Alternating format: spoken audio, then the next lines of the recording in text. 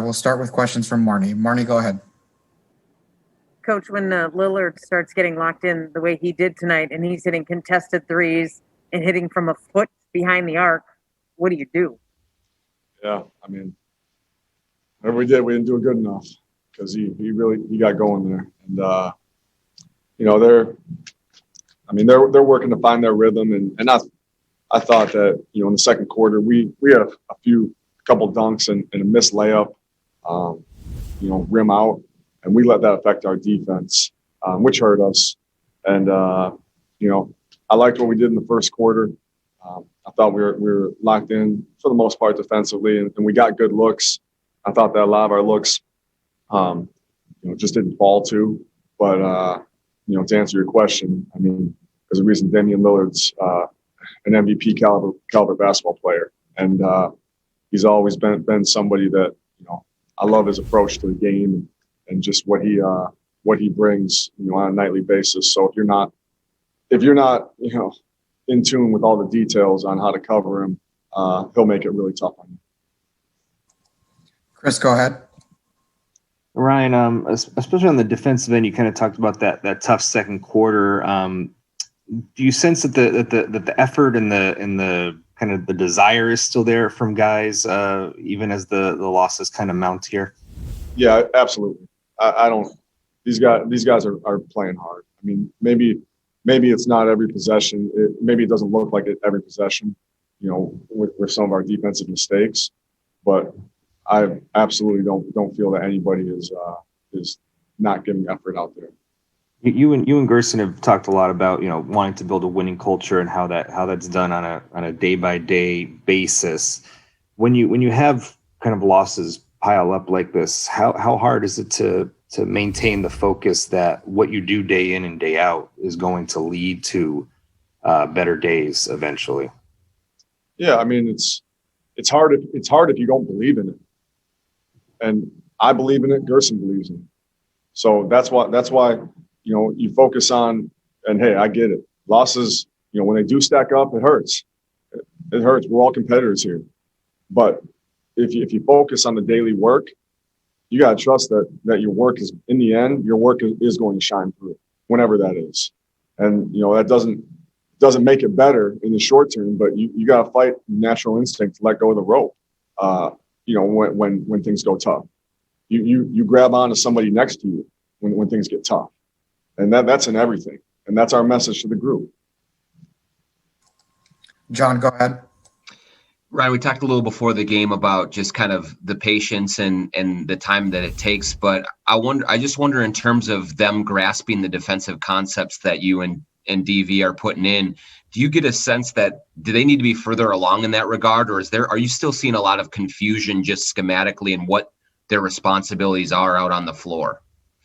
Yeah, I mean, I see a little bit of both, but we got to do it with more physicality. Our coverages need to be done with more physicality, and that's a big part of this. It's not having fans in the arena. You can hear guys make the call.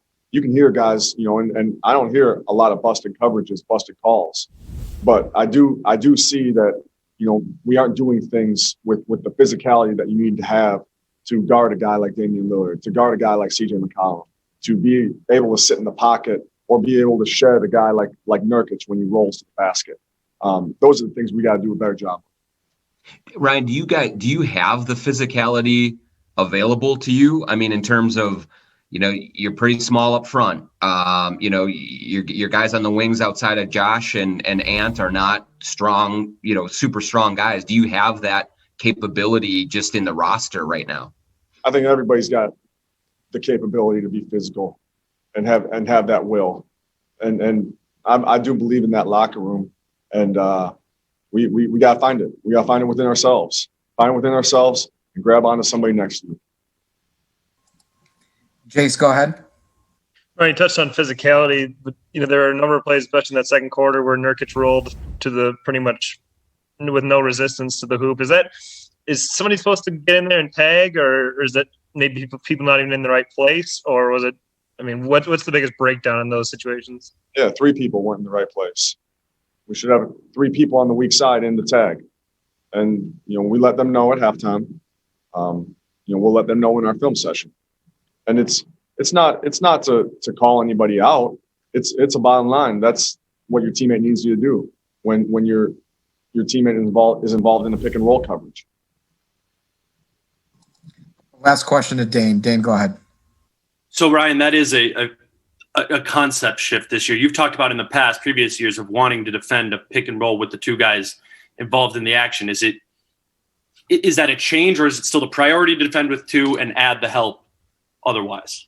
It's a priority to defend with the 2 guys involved in the screen, but it is a bit of a shift to want more guys. We want to protect. We knew coming into this year protecting the paint was going to be tough for us, and we wanted to try to work to do that. We're not doing a good job of it right now, but we're going to keep staying on guys about being in, about showing a crowd. So plays like those Nurkic plays that Jay spoke on don't happen. And then you had success in the fourth quarter with a lot of guys who aren't typically in the rotation. I'm curious what the thought process is there in going with guys who aren't in your 10-man rotation there, rather than maybe trying different things with the guys who are typically in the rotation. I mean, opportunity. Those guys are working. Those guys are working. You get down big. You give other guys opportunities. Clearly something wasn't right earlier in the night. And then, you try to help some guys get a better rhythm too. So you can take different approaches right there. That was one we felt was best for our group as we move forward.